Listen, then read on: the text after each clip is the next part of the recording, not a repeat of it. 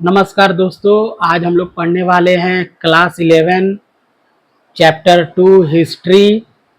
Chapter का नाम है तीन महाद्वीपों में फैला हुआ साम्राज्य। ठीक है, तो तीन द्वीपों में फैला हुआ साम्राज्य, ये तो है हमारा चैप्टर का नाम। ठीक है, तो महाद्वीप के बारे में बोला। तीन महाद्वीप, महाद्वीप का मतलब क्या होता है? तो महाद्वीप का मतलब वो होता है जो वो बड़ा भूखंड या वो बड़ा क्षेत्र जो चारों ओर से जल से घिरा हो, उसको हम लोग महाद्वीप बोलते हैं। ठीक है, आसान भाषा में। और आपने एक सुना होगा द्वीप। महाद्वीप तो मैंने बता दिया, एक होता है द्वीप। तो द्वीप क्या होता है? वो छोटा भूखंड जो चारों ओर से जल से घिरा हो, उसे हम लोग द्वीप कहते हैं। तो महाद्वीप में बड़ा भूखंड होगा। ठीक है, महाद्वीप का मतलब होता है बड़ा भूखंड जो चारों ओर से जल से घिरा हो। ठीक है, उसे हम लोग महाद्वीप कहते हैं। और द्वीप का मतलब होता है वो छोटा भूखंड जो चारों ओर से जल से घिरा हो, उसे हम लोग द्वीप कहते हैं। यहाँ तक तो क्लियर है, कोई दिक्कत तो नहीं है। अब देखिए, तीन महाद्वीपों में फैला हुआ साम्राज्य। अब देखिए महाद्वीप कितने हैं ये जान लीजिए आप लोग। टोटल महाद्वीपों की संख्या कितनी है? कितनी है? 7। ठीक है, 7 महाद्वीप है। और याद रखिएगा, हम लोग यानी कि भारत किस महाद्वीप में है? तो एशिया महाद्वीप होगा। ठीक है, तो देखिए महाद्वीप का एक और परिभाषा होता है कि वो बड़ा भूखंड जो चारों ओर से जल से घिरा हो। ठीक है, और उसमें कई सारे देश स्थित हो। ठीक है, उसे हम लोग महाद्वीप कहते हैं। यहां तक क्लियर है? अब देखिए, उस महाद्वीप में कई सारे देश में, याद रखिएगा, एशिया भी एक महाद्वीप है। टोटल 7 महाद्वीप है, जिसमें से एशिया एक महाद्वीप है और भारत एशिया महाद्वीप में स्थित है। यहां तक क्लियर है? तो यहां देखिए 7 महाद्वीपों को हम लोग देखेंगे एक एक करके। ठीक है, तो 7 महाद्वीपों में हमारा आ जाएगा उत्तरी अमेरिका, दक्षिणी अमेरिका, यूरोप, अफ्रीका, ठीक है, एशिया, ठीक है, ऑस्ट्रेलिया और अंटार्कटिका। कितना हो गया? उत्तरी अमेरिका, दक्षिणी America, Europe, Africa, Asia, Australia, Antarctica. यहां तक क्लियर है? तो टोटल कितना हो गया हमारा? 7 महाद्वीप। अब यहाँ पे टॉपिक है हमारा, जो चैप्टर है उसमें बोल रहा है कि 3 महाद्वीपों में फैला हुआ साम्राज्य। तो 3 महाद्वीपों में कौन सा साम्राज्य फैला हुआ था? तो हमारा हो जाएगा रोमन साम्राज्य, जो है 3 महाद्वीपों में फैला हुआ था। और वो कौन 3 महाद्वीप है? तो एक हो जाएगा हमारा यूरोप, यानी कि पूरे यूरोप में, और अफ्रीका। लेकिन अफ्रीका का कौन सा भाग? तो उत्तरी अफ्रीका। ठीक है, अफ्रीका में उत्तरी अफ्रीका। उसके बाद एशिया, और एशिया में कौन सा, एशिया का क्षेत्र कौन सा था जिसमें रोमन साम्राज्य फैला हुआ था? तो पश्चिमी एशिया। ठीक है, यहां तक क्लियर है? 3 द्वीपों में फैला हुआ साम्राज्य है। अगर द्वीप का नाम पूछे कि कौन महाद्वीप है 3 महाद्वीपों में फैला हुआ है, तो वो कौन सा महादेश है? माने महाद्वीप या महादेश एक ही चीज है। तो कौन हो जाएगा? यूरोप, अफ्रीका और एशिया। ठीक है, यूरोप में पूरा यूरोप, अफ्रीका में उत्तरी अफ्रीका, एशिया में पश्चिमी एशिया। ठीक है, ये 3 महाद्वीपों में फैला हुआ था। ठीक है, यहां तक क्लियर है? अब देखिए, ऐसा नहीं है कि केवल 3 महाद्वीपों में फैला हुआ, और भी बहुत सारे प्रांत है जिसमें वो रोमन साम्राज्य का जो है कब्जा था, यूं कहें तो उसमें अच्छी पकड़ थी रोमन साम्राज्य की। और भी बहुत सारे देश है। ठीक है, तो ये सारे जो है जिसमें ज्यादा उनका प्रभुत्व था या प्रभाव था, तो वो 3 महाद्वीप में कौन कौन आ जाएंगे? Europe, Africa, Asia. ठीक है, यहां तक क्लियर है? अब हम लोग आगे बढ़ते हैं।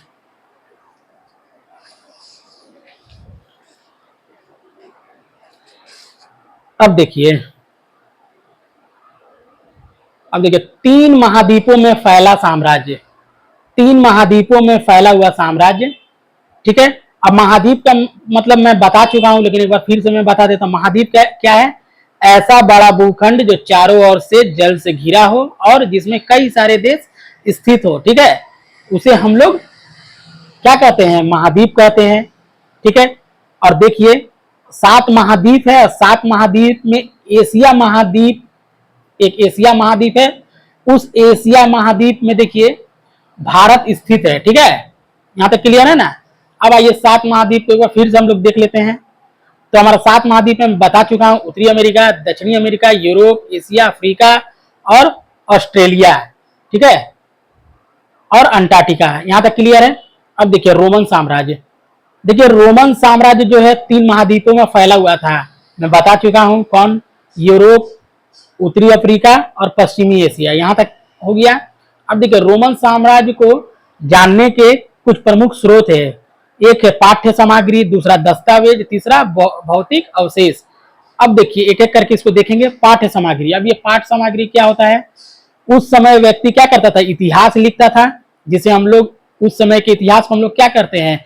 वर्ष वृत्तांत कहते हैं। इसे वर्ष वृत्तांत इसलिए कहा जाता था क्योंकि हर साल वहां के लोग इतिहास लिखते थे, यानी प्रतिवर्ष लिखते थे, इसलिए इसे हम लोग वर्ष वृत्तांत के नाम से जानते हैं। जो साल भर का जो भी घटना है वो वहां के लोग लिखा करते थे, जिसे वर्ष वृत्तांत के नाम से हम लोग जानते हैं, और इसे प्रतिवर्ष लिखा जाता था, इसलिए इसे वर्ष वृत्तांत कहते हैं। ठीक है, यहां तक क्लियर है। अब देखिए दस्तावेज क्या है? दस्तावेज में है देखिए पांडुलिपि प्राप्त हुआ है। पांडुलिपि का मतलब होता है हाथ से लिखना, हाथ से लिखे जाने वाले चीजों को हम लोग पांडुलिपि कहते हैं। अब ये जो दस्तावेज है, जो पांडुलिपि है, वो पेपायरस के पेड़ के पत्तों पर लिखा जाता था। ठीक है, पेपायरस क्या है इसको थोड़ा देख लेंगे। पेपायरस यह सरकंडा जैसा पौधा होता था, यह मिस्र के नील नदी के पास उगता था। ठीक है, इसे लेखन सामग्री तैयार की जाती थी। यहाँ तक क्लियर है। अब देखिए भौतिक अवशेष क्या है उसको हम लोग जानेंगे। भौतिक अवशेष वो होता है जो खुदाई और सर्वेक्षण के द्वारा प्राप्त होता है या मिलता है, उसे हम लोग क्या कहते हैं? भौतिक अवशेष कहते हैं। भौतिक अवशेष में क्या क्या मिलेंगे? इमारतें होंगी, स्मारक, मिट्टी के बर्तन, मूर्ति, सिक्के इत्यादि जितने भी हैं वो भौतिक अवशेष में के अंतर्गत आते हैं। ठीक है, रोमन साम्राज्य को अब हम लोग देख लेंगे थोड़ा सा। देखिए रोमन का प्रारंभिक इतिहास क्या है। देखिए रेमुलस और रेमुस नाम के 2 भाई थे, जिन्होंने 753 ईस्वी पूर्व में रोम नगर बसाया था। ठीक है, ठीक है, यहाँ तक क्लियर है ना। और ईस्वी पूर्व का मतलब जानते हैं ना क्या था? ईस्वी पूर्व यानी ईसा मसीह के जन्म के पहले की बात को हम लोग ईस्वी पूर्व कहते हैं। ठीक है, और जब ईसा मसीह का जन्म के बाद को हम लोग ईस्वी लिखते हैं। ठीक है, यहाँ तक क्लियर है। ठीक ना। प्राचीन रोम के प्रमुख देवता कौन है? जुपिटर है, जूनो है, मिनर्वा है, मार्स है। ठीक है, ठीक है, कौन कौन हो गया? तो जुपिटर, जूनो, मिनर्वा और मार्स। ठीक है, ये प्राचीन रोम के प्रमुख देवता है। यहाँ तक क्लियर है। अब देखिए ईस्वी को हम लोग एडी लिखते हैं।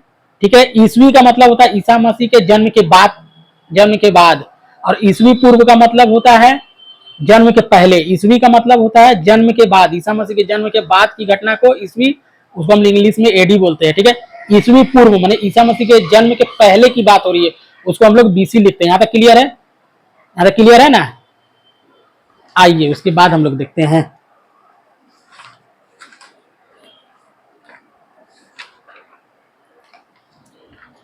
उसके बाद है हमारा, उसके बाद है देखिए अधिकांश यूरोप, उत्तरी अफ्रीका और मध्य पूर्व तक के विशाल क्षेत्र 2 शक्तिशाली साम्राज्य का शासन था। तो कहने का मतलब है कि जितना भी अधिकांश यूरोप हो गया, उत्तरी अफ्रीका हो गया, मध्य के पूर्वी तक के विशाल जो भी क्षेत्र थे उसमें 2 शक्तिशाली साम्राज्य का शासन था। वो 2 साम्राज्य का नाम है, एक का नाम है रोम साम्राज्य और दूसरा का नाम है ईरान का साम्राज्य। ठीक है, रोम और ईरान का जो साम्राज्य है ये दोनों शक्तिशाली साम्राज्य है। ये दोनों के बीच में काफी कंपटीशन होता था, यानी प्रतिद्वंदता होती थी। ठीक है, इसलिए ये दोनों साम्राज्य आपस में लड़ा करता था। ठीक है, एक दूसरे से लड़ा करते थे। और ये जो ईरान जो साम्राज्य है ये बार बार रोमन साम्राज्य में अटैक करता था। ठीक है, हमला करता था, आक्रमण करता था, जिससे कारण रोम साम्राज्य 2 भागों में बट चुका था। और कुछ रोम साम्राज्य का 2 भागों में बटने का कुछ आंतरिक मामला भी था। ठीक है, आंतरिक कारण भी था। ठीक है, यहाँ तक क्लियर है। उसके बाद देखिए जिसके कारण ये 2 साम्राज्य आपस में लड़ते थे। ठीक है, अब देखिए ये दोनों साम्राज्य यानी कि रोम और ईरान जो भी है, ये दोनों एक दूसरे से बिल्कुल पास में थे, दोनों सटे हुए थे। और इसको फरात नदी क्या है, रोम और ईरान को अलग करती थी। ठीक है, फरात नदी बॉर्डर का काम करती थी, किसका? रोम और ईरान का। ठीक है, तो फरात नदी रोम और ईरान को एक दूसरे से अलग करती थी, फरात नदी। यहां तक क्लियर है। अब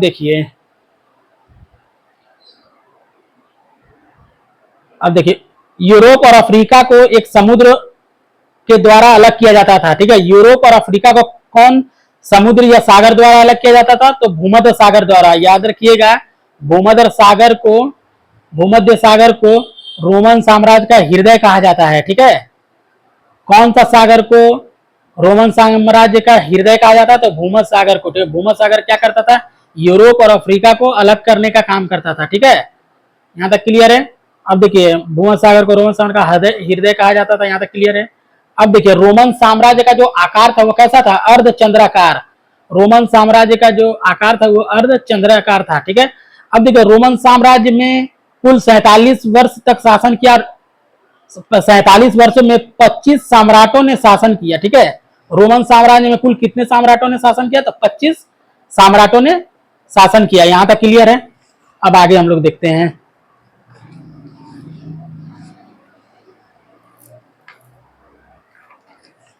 अब यहां पे है, देखिए, अब देखिए, रोमन साम्राज्य को दो चरण में बांटा गया है। ठीक है, एक है, पहला है परवर्ती रोमन साम्राज्य यानी कि आरंभिक काल, और दूसरा है परवर्ती रोमन साम्राज्य। ठीक है, यहां तक क्लियर है। तो देखिए, यहां पे समझने का कोशिश कीजिए। देखिए, रोमन साम्राज्य पहले गणराज्य एक ऐसी शासन व्यवस्था थी जिसका वास्तविक सत्ता सीनेट के हाथों में था। सीनेट क्या है? सीनेट, उसमें केवल ऐसा मेंबर रहता था जो काफी अमीर धनवान लोग सीनेट का मेंबर रहते थे, जिसको हम लोग अभिजात वर्ग कहते हैं। अभिजात वर्ग का मतलब ही होता है धनी वर्ग। ठीक है, ठीक है, धनवान। सीनेट में कौन रहते थे? धनवान व्यक्ति, मतलब धनवान वर्ग के लोग रहते थे, जिसे हम लोग अभिजात वर्ग कहते थे। सीनेट को ही हम लोग अभिजात वर्ग कहते हैं, धनी वर्ग। ठीक है, और इसको अंग्रेजी में पैट्रिशियन भी कहा जाता था। ठीक है, पैट्रिशियन भी सीनेट में जो लोग मेंबर थे या धनवान वर्ग के लोग आते थे, उसे पैट्रिशियन के नाम से भी हम लोग जानते हैं। ठीक है, यहां तक क्लियर है। रोम में गणतंत्र की स्थापना होता है 509 ईस्वी पूर्व, 27 ईस्वी पूर्व। यहाँ 509 ईस्वी पूर्व से 27 ईस्वी पूर्व तक चलता है। ठीक है, अब देखिए, यहाँ पे 509 ईस्वी पूर्व से 27 ईस्वी पूर्व तक चला। आप ये बोलिएगा सर पहले बड़ा अक्षर है, उसके बाद देखिए सर 509 है, उसका 27 ईस्वी पूर्व। तो ईस्वी पूर्व में पहले बड़ा डिजिट होता है, बड़ा डिजिट से छोटा डिजिट की ओर चलता है। ठीक है, क्यों? क्योंकि ईसा मसीह के जन्म के पहले की बात हो रही है, इसलिए बड़ा डिजिट पहले होगा, उसके बाद छोटा डिजिट होगा। ठीक है, 509 ईस्वी पूर्व से लेकर के 27 ईस्वी पूर्व तक शासन चलता है। रोम में गणतंत्र की स्थापना होती है।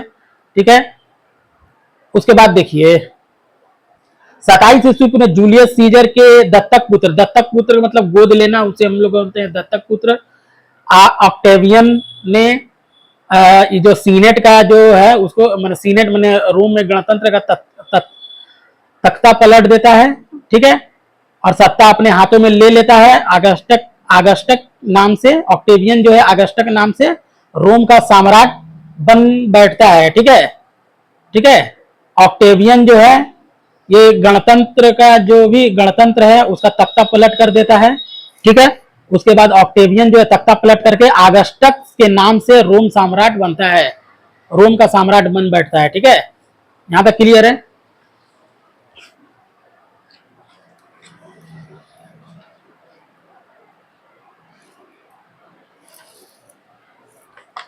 उसके बाद देखिए, आगस्टस।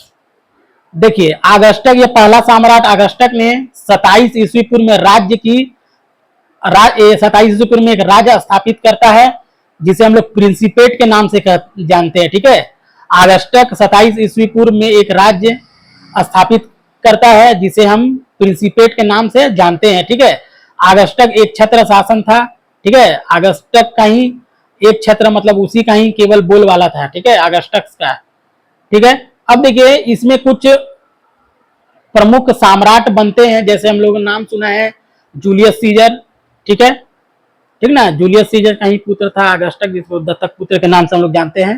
ठीक है, पहला हो गया जूलियस हो गया, फिर आगस्टक बनता है, फिर टिबेरियस बनता है, फिर ट्राजन बनता है, फिर नीरो बनता है। ठीक है, ये रोमन साम्राज्य में कुछ प्रमुख जो सम्राट है उनके नाम है। एक है जूलियस सीजर, दूसरा है अगस्टस, तीसरा टिबेरियस, चौथा हो गया ट्राजन, पांचवा हो गया नीरो। ठीक है, जूलियस सीजर हो गया।